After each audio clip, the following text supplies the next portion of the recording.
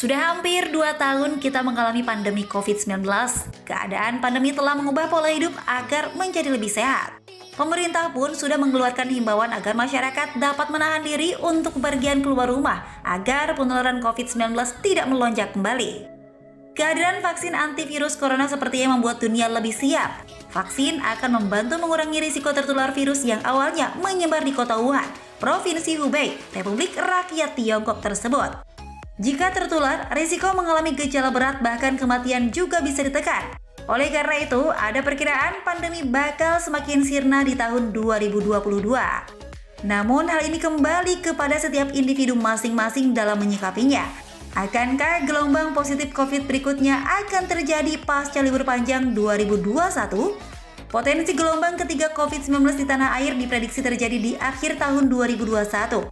Hal ini berkaca dari lonjakan kasus virus corona yang terjadi di akhir tahun 2020 dan pertengahan tahun 2021. Saat itu terjadi peningkatan mobilitas yang tinggi saat perayaan hari besar keagamaan.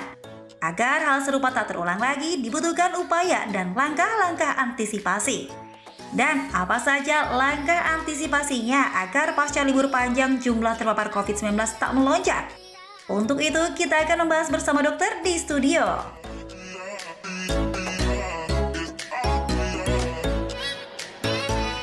Wah pemirsa dan juga dokter Heka, nggak terasa ya, kita udah mau akhir tahun aja. Biasanya akhir tahun ini udah mempersiapkan nih rencana liburan-liburan.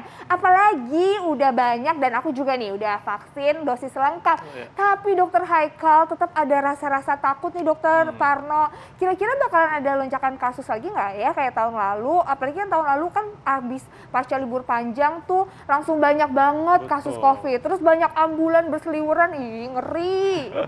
Intan, ini kan belum kelar pandemi ya. Nah, baiknya tuh nggak usah kemana-mana dulu. Lagi pula ya, pemerintah akan kembali membatasi mobilitas masyarakat sepanjang libur Natal dan Tahun Baru nanti, Intan. Oh ya? Pembatasan mobilitas kayak gimana tuh dokter Haikal? Nah, untuk lebih jelasnya, kita akan terhubung dengan Bapak Dr. Sony B. Harmadi, Ketua Bidang Perubahan Perilaku Satgas COVID-19. Pagi dok, apa kabar? Pagi Pak. Pagi dokter Haikal, pagi Mbak Intan. Pak, nah kebetulan banget nih Pak, saya ingin banget tahu. Kan saya sudah vaksin nih Pak ya, sudah dosis lengkap juga. Apakah saya sudah aman nih Pak untuk bepergian liburan akhir tahun nanti? Kan kita juga tahu ya, kalau sekarang... Iya Pak? Oh, suara kecil ya? Banget. Oke, sekarang sudah dengar belum Pak? Udah dengar. Sudah ya? Oke. Nah gini Pak, saya penasaran. Saya mau tanya, ini kan saya udah vaksin nih Pak, udah vaksin dosis lengkap. Apakah saya kondisinya udah aman nih untuk liburan? Apalagi kan sekarang belakangan ini kasus COVID makin turun Pak. Ya, jadi mesti dipahami tuh Mbak Intan bahwa vaksin itu untuk meningkatkan imunitas, bukan untuk karena risiko tertular tetap ada walaupun sudah divaksin. Tetapi dengan adanya vaksinasi, imunitas kita bekerja lebih baik dan lebih cepat sehingga tidak menimbulkan tingkat keparahan bahkan tingkat kematian. Jadi risiko keparahan dan kematiannya jadi lebih rendah. Oleh karenanya vaksinasi saja tidak cukup untuk mengatasi pandemi ini. Kita tahu bahwa ada 3 strategi utama yaitu 3M, vaksinasi, dan 3T. Nah, 3-tiganya itu harus dilakukan dengan baik. Makanya, walaupun kasus sudah landai dan tingkat vaksinasi kita sudah sangat baik, tetapi pemerintah justru mengetatkan protokol kesehatan. Per hari kemarin itu sudah sangat bagus dong, Dokter Haikal, Mbak Intan ya. Sekitar 232 juta orang Indonesia sudah divaksin. Ya, di mana 138 juta diantaranya itu sudah divaksin dosis pertama dan hampir lebih dari 94 juta itu sudah divaksin dosis lengkap. Jadi kita sudah cukup banyak ya yang divaksin, bahkan SDM kesehatan kita juga sudah mencakup lebih dari 1,4 juta orang yang divaksin. Jadi sudah sangat baik kinerja vaksinasi, tetapi kita sudah melihat ya pelajaran dari negara lain yang sekarang Eropa ini sedang mengalami lonjakan kasus, bahwa vaksinasi yang diikuti oleh pelonggaran protokol kesehatan itu berdampak terhadap lonjakan kasus. Gitu. Iya. Pak Sony, apa upaya pemerintah untuk menekan lonjakan kasus yang nanti kemungkinan akan terjadi sepanjang libur Natal dan Tahun Baru. Karena kita tahu bahwa kemarin sudah ada berita peningkatan kasus meskipun hanya 404 orang, Pak, di Indonesia. Ya, betul sekali. Jadi kita belajar banyaklah dari negara lain. Sedikit beruntungnya itu negara lain mengalami lonjakan dulu sehingga kita belajar apa yang kurang dari strategi mereka.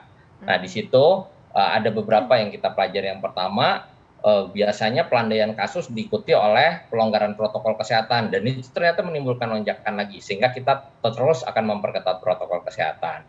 Yang kedua, beberapa negara itu pelonggaran aktivitas pelandaian kasus itu diikuti oleh penurunan testing.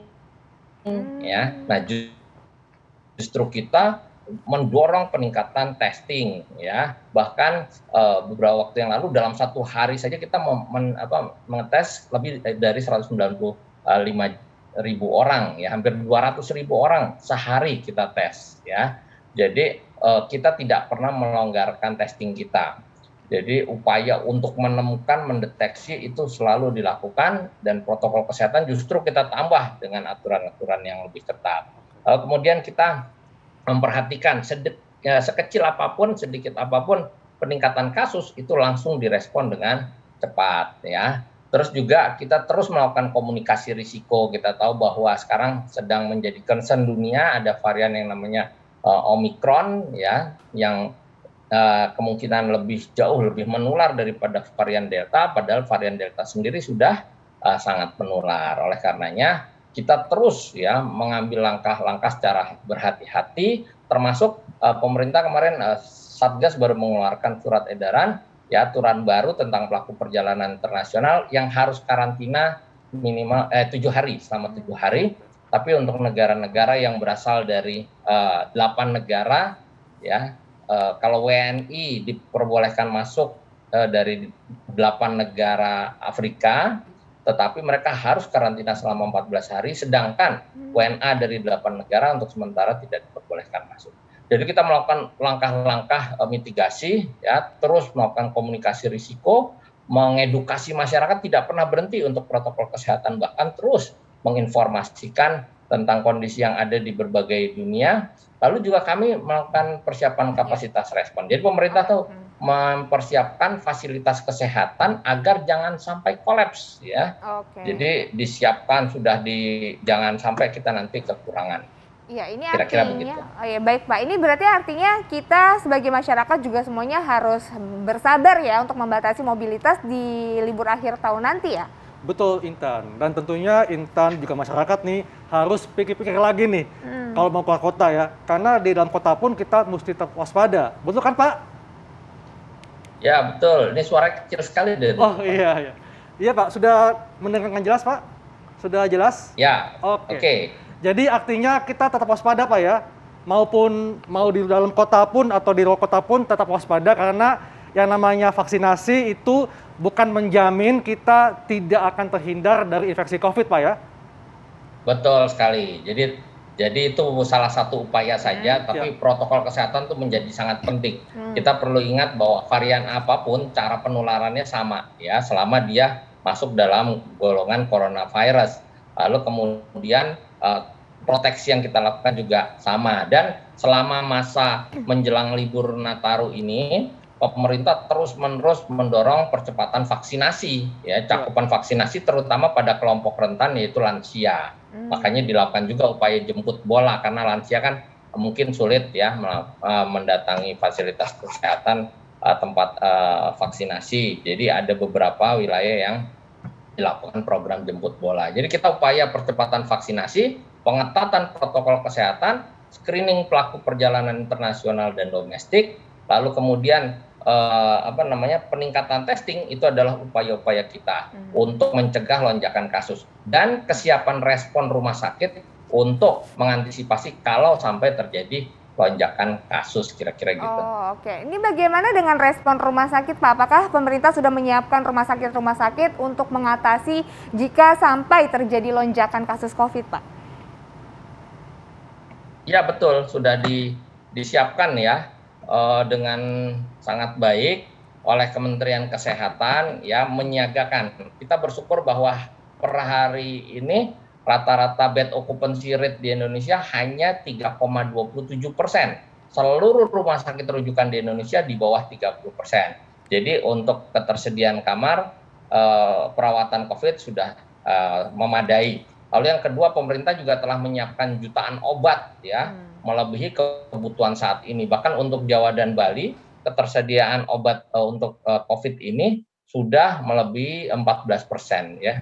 Jadi lebih dari 14.000% bahkan ya. Jadi sangat besar. Terus kemudian tenaga kesehatan terus disiagakan supaya melakukan pemeriksaan secara intensif dan sewaktu-waktu jika terjadi lonjakan bisa di-deploy. Jadi kita semua pemerintah tentu melakukan antisipasi yang sangat berhati-hati dan berupaya jangan sampai kita betul-betul mengalami lonjakan gelombang ketiga. Terima kasih banyak Pak Soni atas informasinya. Ini sangat bermanfaat ya Dr. Haikal bagi kita semuanya dan mudah-mudahan juga dipahami oleh masyarakat ya bahwa kita harus tetap waspada dalam menghadapi COVID-19, tidak boleh lengah ya Dr. Haikal ya. Dan Apalagi tentunya di saat libur ya. semoga tidak terjadi lonjakan kasus di nanti pada saat libur Natal dan Tahun Baru. Amin. Baik Pak, terima kasih untuk penjelasannya Pak. Terima kasih, Baik, selalu terima kasih. Pak. Jangan lupa patuhi protokol kesehatan. Pasti Terima Pak. kasih. Siap. Terima kasih Pak. Terima kasih Pak. Nah pemirsa, sesaat lagi kita masih punya nih informasi seputar kesehatan dan tentunya menarik Intan. Iya. Nah apa saja informasinya? Sesaat lagi tetap di Hidup Sehat.